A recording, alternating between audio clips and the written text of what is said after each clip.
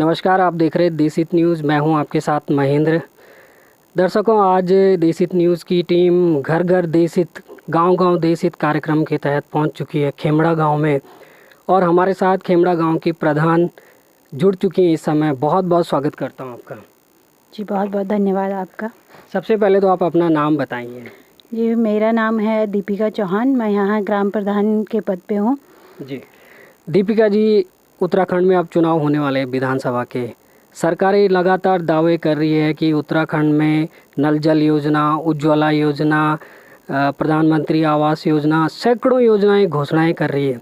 क्या वो योजनाएं आप अपने गांव में देख रही हैं? क्या उनका कुछ फ़ायदा आपके गांव वालों को मिल पा रहा है?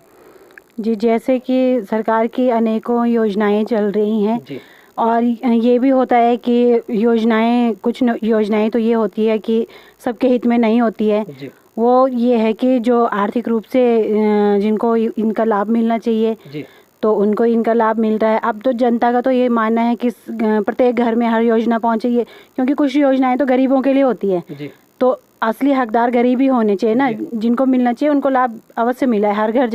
हर घर नल वाली योजना है तो वो भी हमारी ग्राम सभा तक पहुंची। नल जल योजना की बात हम कर रहे थे। नल जल योजना से कितने कनेक्शन लग चुके हैं आपके गांव में अभी तक? जी, देखिए कि हमारे प्रत्येक राजस्व ग्राम में जहाँ जिनको जल की कमी थी या जिनके घर में कनेक्शन नहीं थे, लगभग हमने सभी के घर में कनेक्शन दिया। मोदी सरकार ने सभी को उस घर तक जल पहुंचाने का काम किया है। कनेक्शन के अलावा उसमें जलापूर्ति हो रही है, पानी आता है? अभी तो क्योंकि ये काम तो 3 स्टेप में चलना था, तो अभी फर्स्ट फेज़ का तो हो गया है, घर घर तक कनेक्शन दे चुका। अब जो दूसरा स्टेप होगा वो जो मेन हमारा टैंक है, तो उससे जब दूसरा वहाँ से मोटी लाइन आएगी तो उससे पानी तब जाके सुचारू रूप से। अभी आपका फर्स्ट स्टेज का काम चल रहा है। जी। हमने बात की थी उज्ज्वला योजना को लेकर। मोदी सरकार लगातार ये दावे कर रही है कि उन्होंने गांव के हर अंतिम पंक्ति में खड़े व्यक्ति को उज्ज्वला गैस सिलेंडर दिया है। क्या ये सच्चाई है? वास्तव में आपके गाँव के ग्रामीणों को उज्ज्वला गैस योजना से सिलेंडर मिले हैं? जी, क्योंकि जैसा कि आजकल ये योजनाएं चल ही रही हैं तो हमने सभी लोगों को सूचना भी करी थी। उसमें ये है कि जिन लोगों के पास अपना कनेक्शन नहीं है तो उन लोगों तक उज्ज्वला कनेक्शन हमने पहुंचाया और पहुंचाने का कार्य भी कर रहे हैं। आप ये कहना चाह रही हैं कि जो योजना है वो धरातल पर उतर रही हैं। कहीं कहीं आपने ऐसी क्या खामियां आई है जिस वजह से पात्र अभ्यर्थी को आप वो सिलेंडर नहीं दे पाए हो, योजना का लाभ नहीं दे पाए हो? ऐसा कुछ बना कभी?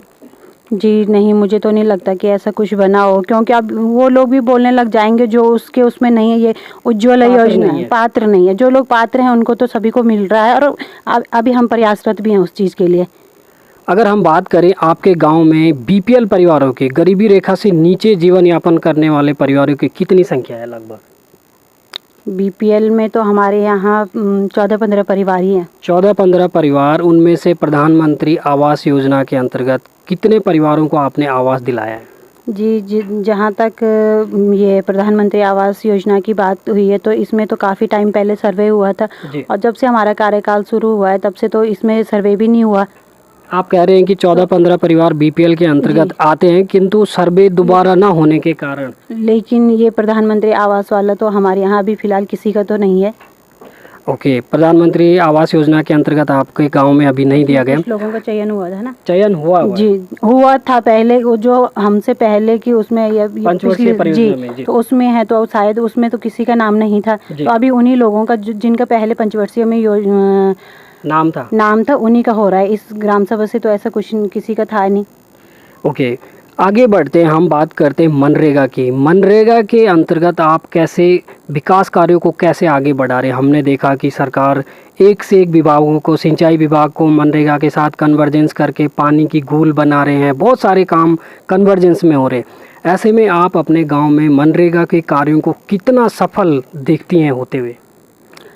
जी, मनरेगा के अंतर्गत जहाँ तक हमने रास्ते भी बनवाए हैं, भूमि सुधार जहाँ खेतों का काम है वो कहीं ना कहीं आप मनरेगा जो मोदी सरकार या उत्तराखंड सरकार या प्रदेश सरकार या देश की सरकार का जो उद्देश्य है उसके लिए देखती हैं कि कहीं ना कहीं उस उद्देश्य की पूर्ति आप अपने गांव में करा पा रही हैं? जी बिल्कुल।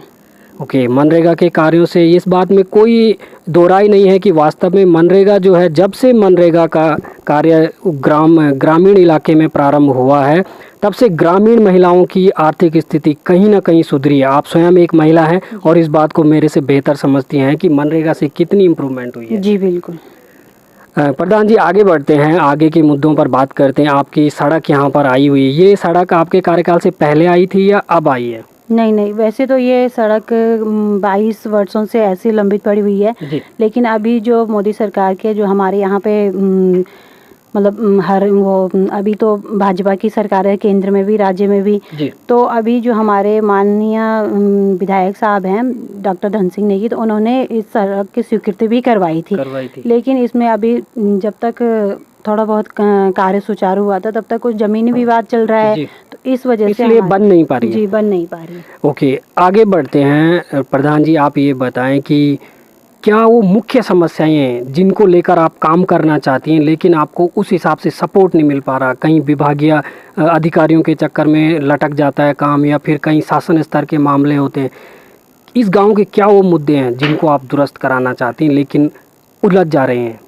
तो सबसे पहले तो हमारे ये रोड का ही मुद्दा है, सड़क का मुद्दा है, क्योंकि इसमें ज़मीनी विवाद है। क्योंकि हमारे यहाँ पे ये बहनों की सिरा के नाम से जाना जाता है, और यहाँ पे कहा जाता है कि 12 गांव की ज़मीनें हैं। तो जो ये हमारे मुख्य सड़क है ये खेमड़ा के नाम से है, लेकिन खेमड़ा वालों की अपनी वास्तविक भूमि ना होने के कारण लंबित पड़ी हुई है, क्योंकि भूमि तो ये बाहर वालों की है, अन्य गाँव की है। अब वो लोग मतलब शासन प्रशासन उनको इतना मुआवजा नहीं दे पा रही है, तो लोग अपनी भूमि देने के लिए तैयार नहीं है। बड़ा मुद्दा इस समय सड़क है, इसके अलावा पानी है, बिजली की आपूर्ति तो अब मैं समझता हूँ बिजली और पानी तो सुचारू रूप से, पानी का भी हो ही जाएगा अब, क्योंकि हर घर नल जल योजना की जो बात के अंतर्गत हो ही जाएगा पानी। तो ये आपके गाँव की मुख्य समस्याएं थे।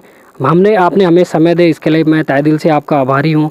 और आपसे ये जानना चाहते हैं, आप भविष्य की उभरती हुई नेता हैं और हमारी शुभकामनाएं आपके साथ हैं कि आप इस क्षेत्र से जिला पंचायत और विधायक आगे भी बढ़ें। क्या संदेश देना चाहती हैं? आप स्वयं एक प्रतिनिधि हैं, जनप्रतिनिधि हैं, आप ग्रामीण महिला भी हैं, और आप एक एक व्यक्ति की समस्याओं को समझती हैं। क्या संदेश देना चाहती हैं कि अगर आप किसी बड़े पद पर हो तो आपको किसके बारे में सबसे पहले सोचना चाहिए? जी, ये है कि सबसे पहले तो अपना कोई भी एक इकाई होती है, तो छोटे से ही इंसान बड़ा बनता शुरू होता है। तो सबसे पहले तो अपना ग्राम है, उसके बाद क्षेत्र है, उसके बाद देश है। तो अपने ग्राम से ही शुरू होता है। जब गांव का विकास है तभी क्षेत्र का विकास होगा, जब क्षेत्र का विकास होगा तभी देश का विकास होगा। जी, तो दर्शकों, ये थी प्रधान ग्राम सभा खेमड़ा, और हमारी टीम ने आते हुए पूरी क्लिप्स यहाँ पर रिकॉर्ड की, देखा कि वास्तव में यहाँ पर विकास की मुख्य धारा से ये गांव जुड़ा है या नहीं जुड़ा है। जिला मुख्यालय से इसकी दूरी मात्र 10 या 12 किलोमीटर की दूरी पर ये गांव है, किंतु हमारी टीम जब यहाँ पर पहुँची तो यहाँ पर सड़क भी है, यहाँ पर बिजली पानी की सुविधाएं भी सुचारू है। हालांकि नल जल योजना के अंतर्गत अभी कनेक्शन लगने बाकी हैं, किंतु उसके बाद भी जो पुरानी पानी की सप्लाई है वो प्रॉपर चल रही है। सुबह शाम यहाँ पर पानी आता है, बिजली की कोई यहाँ पर दिक्कत नहीं है, सड़कें यहाँ पर पक्की हैं। अमूमन ये देखा गया कि इस गांव में लगभग बुनियादी सुविधाओं की कोई कमी नहीं है। मैं आपको बहुत बहुत शुभकामनाएं देता हूं, क्योंकि ऐसा पहला गांव जुड़ा है इस घर घर देश हित कार्यक्रम के तहत जिसमें लगभग बुनियादी सुविधाएं सुचारू हैं। बहुत बहुत धन्यवाद और भविष्य के लिए बहुत बहुत शुभकामनाएं आपको। बहुत बहुत धन्यवाद आपका।